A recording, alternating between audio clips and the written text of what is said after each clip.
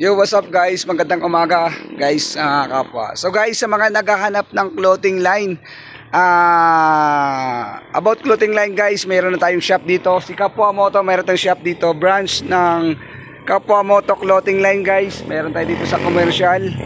Yun, so sa mga naghahanap, pang school, pang terno, t-shirt pro club, may shorts, available na tayo guys. Soon to open to guys. So sa mga followers ng Kapwa Moto, this time guys, meron na tayong shop dito sa Minapasok commercial, Minapasok guys. So yun lang dito guys sa mga gustong bumili.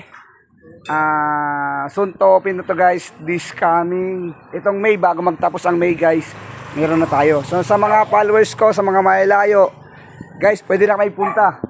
Last time kasi doon sa kampo, piyesta ng kampo guys, ang dami natin mga followers nagtatanong, magkakaroon ba ang Kapwa Moto Shop dito sa Minapasok? Yes guys, meron na tayong branch dito sa Minapasok. Wala na tayo meron din tayo sa Manila, Bulacan, San Jose del Monte, Bulacan. So guys, this time meron na tayo guys. God bless, dahil meron lahat ng followers ng Kapwa Moto, magkakaroon na tayo ng pamilihan dito, lahat ng clothing guys. So yun lang guys, God bless. Ito, pakita ko sa inyo yung shop natin. Ito guys.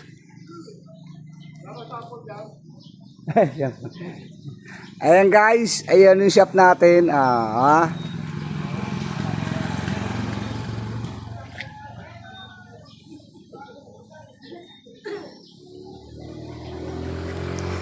So yun guys, on to open na yan.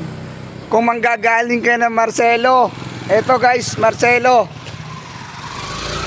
lumang ano lang guys, lumang tawag nito, lumang bloke lang. Ang bandang kanan, lumang bloke lang guys. Gagaling ka ng Marcelo, mismong unahan ng SEA, lumang bloke guys, 7-8.